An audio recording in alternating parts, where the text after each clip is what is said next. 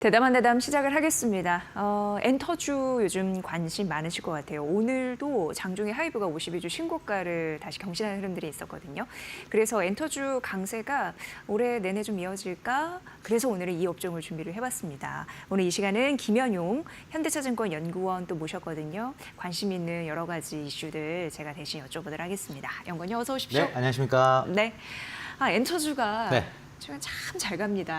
잘 가고 있습니다. 예, 오늘만 같아라라는 맞습니다. 흐름도 오늘 네. 주시장에 쭉 펼쳐지고 있는데 네. 이렇게 주가가 강할 수밖에 없는 이유를 좀 차근차근 말씀 드려볼까요?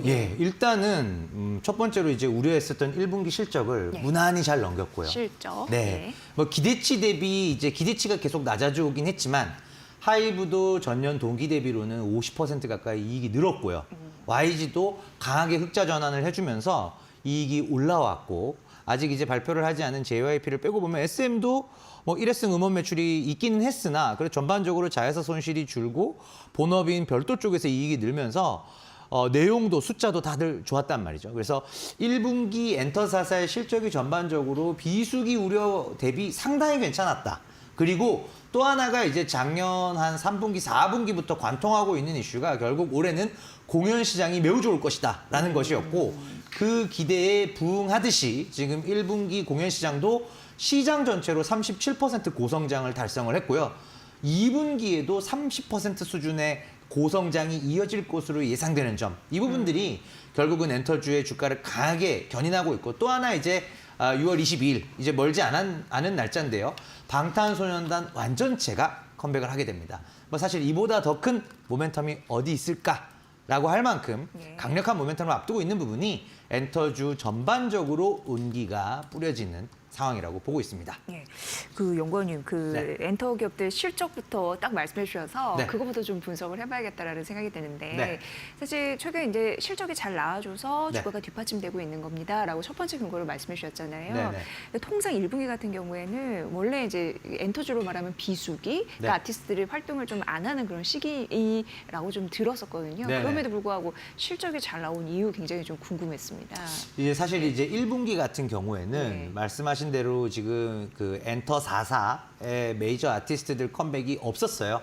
그래서 음반 매출이 너무나도 급감하게 뻔히 보였었고 네. 이 부분에 대한 우려가 컸었는데 이것을 공연이 이제 방어를 해준 거죠. 공연이. 예. 예전 같으면은 1년 동안 케이팝 아티스트들의 공연 모객이 연간 700만 정도 하던 시장이었어요. 근데 그랬던 것이 올해 예상치로는 1,700만. 그러니까 앞에 1,000만이 붙어버렸어요. 불과 이제 그렇게- 코로나 시기를 지나면서 전후가 그렇게 달라졌다는 거죠. 그 분위기 때문에. 맞습니다. 예, 예. 그리고 이 공연의 숫자가 늘어나는 부분이 작년 하반기부터 올해 이제 앞으로를 본다면 대부분 미국과 유럽이라는 서구권 시장에서 올라오는 숫자이다 보니 서구권 시장은 사실은 Q도 중요하지만 P, 평균 티켓 가격 자체가 아시아 지역 대비 30에서 많게는 50% 정도 1인당 매출이 높거든요. 그런 부분들이 그대로 이제 마진으로 연결이 되는 구조이다 보니 음반의 극도의 부진 속에서도 실적이 잘 나올 수 있었던 게 바로 공연 때문이었다. 이렇게 말씀드릴 수 있겠습니다. 네. 그 리포트를 보면은 네. 블랙핑크 같은 경우에도 월드 투어 같은 경우에 예전보다 훨씬 큰 규모에서 맞습니다. 하다 보니까 네. 이게 수익으로 탁탁 잡힐 것이다라는 예상이 네네. 나오더라고요. 네. 예. 그게 얼마나 효과를 줄 수 있는 거예요? 사실은 그래서 예, 예. 이 K-팝 이제 기획사를 투자하거나 또 K-팝에 대한 어떤 관심에서 보셨을 때 아티스트별로 이제 그들의 월드 투어 내에서 네. 전체 공연 모객을 회차 수로 나누면 회당 평균 모객 수가 나옵니다. 네. 가장 중요한 지표라고 말씀을 드릴 수가 있겠고 이 부분에서 블랙핑크의 이번 25, 26 월드 투어는 1회당 평균 지금 5만 5천 명에서 5만 6천 명으로 현존하는 K-팝 아티스트들 중에서는 가장 규모가 큰 공연입니다. 예. 그러니까 방탄소년단이 안타깝게도 2020년도 공연이 모두 취소되면서 원래는 회당 6만 명의 공연을 기획했었으나 그게 현실화되진 못했거든요.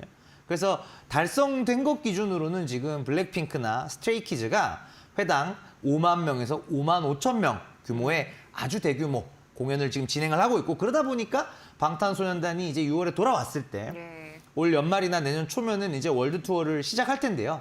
과연 어디까지 규모가 커질 것인가 이런 기대감이 점점 커지고 있는 형국입니다. 네. 아티스트 활동이나 공연, 앨범, 뭐 굿즈 이런 네. 부분이 잘 팔려야지 맞습니다. 결국 실적이 굉장히 좋은데 네. 코로나19 이제 기점 이후에 굉장히 힘들었지만 이제는 좀 활짝 웃을 수 있는 맞습니다. 공연에서 그게 커버가 된다고 하니까 맞습니다. 예. 주요 포인트인 것 같습니다. 그리고 하이브 같은 경우에도 오늘 52주 신고가를 또 당당히 쓴 흐름들이 네. 나타나고 있고 네. 지난번에 마켓나우 2에 나오셔가지고 네. 하이브를 탑픽 종목으로 맞습니다. 말씀 주셨는데 네. 오늘 또 신고가를 기록한 또 의미 있는 날이다.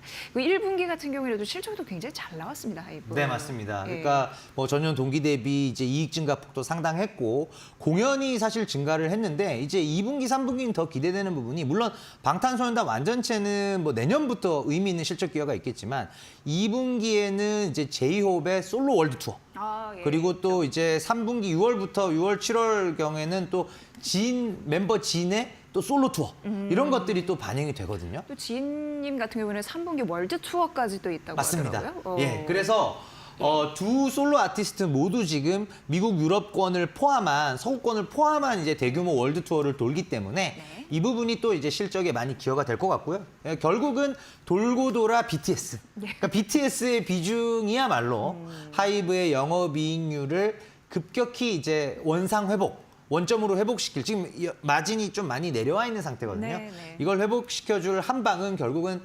BTS밖에 없지 않을까. 예, 그런 기대감들이 이제 막 이제 현실화되는 구간이기 때문에 뭐 하이브 같은 경우 신고가를 뚫은 상황이지만 여전히 2023년도에 어떤 그 고점 멀티플만 적용해 보더라도 우리가 35만 원 선까지 충분히 기대를 할 수 있는 지금 펀더멘탈에 와 있다고 생각을 하고 있습니다. 네, 그러니까 BTS 활동량이 어떻게 보면 말씀해 주시는 것 같이 2분기에 급증하면서 네. 예, 실적 개선 기대감, 그러니까 지속적으로 그런 부분이 나타난다는 거고요. 맞습니다. 하이브 오늘 52주 신고가를 경신했고 네. 이외에 와이즈엔터, SM 그리고 중소형주에서 예전에 관심 가져볼 맞습니다. 종목이 네. 노머스라고 말씀해 주셨는데 맞습니다. 벌써 3만 원 선에 와 맞습니다. 있는 예. 현재 나타나고 있고 네. 제가 지금 말씀드리는 이런 종목들이 5월 들어, 이번 달 들어 딱 52주 신고가 경신을 했잖아요. 맞습니다. 근데 주목하고 있는 뭐 기업이나 네. 아니면은 뭐 주가 이런 부분 좀 다시 한번 일단은 엔터는 지금 전반적으로 최소 8, 9월까지는 더 사시는 건 좋지만 파는 시기는 아니다. 이렇게 말씀드린 이유가 결국은 지금 시장에서 성장이 잘 나오는 섹터가 이제 제가 커버하고 있는 쪽에서 말랑말랑한 섹터 중에 엔터만한 게 없고요. 예. 8, 9월을 말씀드린 이유는 방탄소년단의 2026년 대규모 월드 투어가 발표하는 시점이에요. 제가 물론 예상치지만 그 발표되는 시점까지는 최소한 엔터주 흐름은 좋을 것이고 빅4 엔터사들 다 좋습니다. 그 외에도 추가적으로 말씀 주셨던 이제 노머스 같은 기업들의 경우에 예전에는 이제 메이저 엔터 4사가 아닌 경우에는 음반 판매량도 공연 모객 수도 사실은 숫자가 좀 작았어요. 그렇지만 이제 K-팝 아티스트의 글로벌 인기, 전반적인 공연 저변이 굉장히 빠르게 확장이 되면서 네네. 지금 노머스 같은 경우에 빅4 엔터사들을 제외한 나머지 아티스트들에 대해서 상당히 많이 지금 공연 기획이나 MD 굿즈 쪽이나 그다음에 이제 채팅 서비스 이런 것들을 턴키로 일괄 수주하는 경우도 많이 포착이 되고 있거든요. 네네. 근데 이제 이런 아티스트들의 체급이 많이 커지면서 예. 노머스 같은 기업들은 좀 구조적으로 수혜를 볼 수 있는 엔터 스몰캡에 해당한다고 말씀드리겠습니다. 네. 이제 그러면서 이제 연간 실적 전망은 네. 더 이제 높아지고 있는 상황인 맞습니다. 거죠. 네. 예. 그리고 엔터주 저변으로 좀 기대감이 있는 건 한한령 해제 기대감 이런 것도 좀 받쳐주고 있잖아요. 맞습니다. 그것에 대한 그 영향도 굉장한 건가요? 사실은 이제 한한령 부분은 항상 이제 돼야 된 거다. 저는 항상 그 말씀 드려요. 2016년부터 지금 거의 이제 만 9년 정도 되어가고 있는데 한한령에 대한 효과는 사실은 드라마 제작사 쪽이 훨씬 영향이 큽니다. 미디어 드라마 기업들. 제작사. 예, 제일 수혜폭이 커요. 안 될 때의 실망감도 크고요. 근데 엔터주는 지금 올해 제가 연간 K-팝 모객을 1,750만 명 보고 있는데요. 중국 숫자 빠졌습니다. 중국이 완전히 해제가 돼서 옛날처럼 똑같이 하더라도 추가될 수 있는 모객은 150만 명 네. 정도로 크지 않은 숫자예요. 한 9%? 요 정도의 영향력이 이제 더해지는 상황이기 때문에 우리가 이제 되면 플러스 알파고 이거를 흥분할 필요는 없겠다. 저는 항상 그렇게 말씀드렸어요. 그래서 지난주 금요일에도 뭐 이펙스, 우리나라의 이제 그룹인 이펙스가 이제 계획했었던 공연들이 조금 딜레이가 되면서 네. 또 실망 매물이 한번 쏟아지기도 했지만 또 오늘 또 이렇게 여지없이 반등을 하는 부분을 봤을 때 저는 어디까지나 서구권 모객 증가를 봐야 된다. 아. 이게 거의 제 투자 포인트의 8할입니다. 나머지 1, 2할, 7할 정도로 해둘까요? 1, 2할 정도가 이제 뭐 그런 중국이 열릴지 여부의 변수. 야. 그리고 또 한 1할 정도 비슷한 관점에서 중요하게 보셔야 될 부분이 저는 오히려 현지와 아이돌 전략을 잘 구사하고 있느냐. 현지와 아이돌. 예, 현지와 아이돌. 예를 들면 이제 우리가 방탄소년단은 미국, 유럽 가도 뭐 와 이렇게 엄청난 인기가 있지만 결국은 그 거대한 미국 시장과 유럽 시장을 공략하기 위해서는 미국인 또는 유럽인들로 구성되어 있는 또는 뭐 남미라고 한다면 남미인들로 현지 인력 그 아티스트들로 구성된 그룹을 한국의 기획사가 발굴하고 데뷔시키고 여기서 이제 수익을 창출하는 그 모델로 가는 것 또한 필요하다라는 거죠. 아니, 그래서 네. 그런 말씀해 주시니까 네. 그 하이브도 이렇게 좋게 말씀해 주시니까 네. 하이브에서도 일본 네. 그 보이그룹에 대한 인기가 네. 굉장해서 맞습니다. 판매 이쪽으로도 기대를 많이 하더라고요. 그런 게 또 현지화 전략이라는 거죠. 바로 그겁니다. 그래서 이제 2022년도에 데뷔한 엔팀이라던가 실제로 이제 엔팀 같은 경우에 K-팝 아티스트들의 일본 성적하고 비교를 하더라도 한 5위, 6위권에 위치를 하거든요. 그 쟁쟁한 K-팝 아티스트들하고 비교해도 이제 현지화 아이돌로서 성공했다라는 평가가 가능하겠고 또 하이브의 후속 일본인 현지화 보이그룹이 아오엔이라는 7인조 남자 아이돌 그룹이 6월 11일로 데뷔 앨범 발매일을 확정해 두고 있습니다. 그런 부분들이 일본에서의 어떤 성공, 그리고 작년에 데뷔했던 캣사이 미국 시장을 공략하는 부분, 그리고 6월 8일부터 남미 오디션 또 시작을 해요. 그러니까 동시다발적으로 전 세계에서 이런 것들을 확장할 수 있는 역량이 있는 기획사. 한국에서는 지금 뭐 현재 하이브가 유일하지 않을까 네. 생각을 하고 있습니다.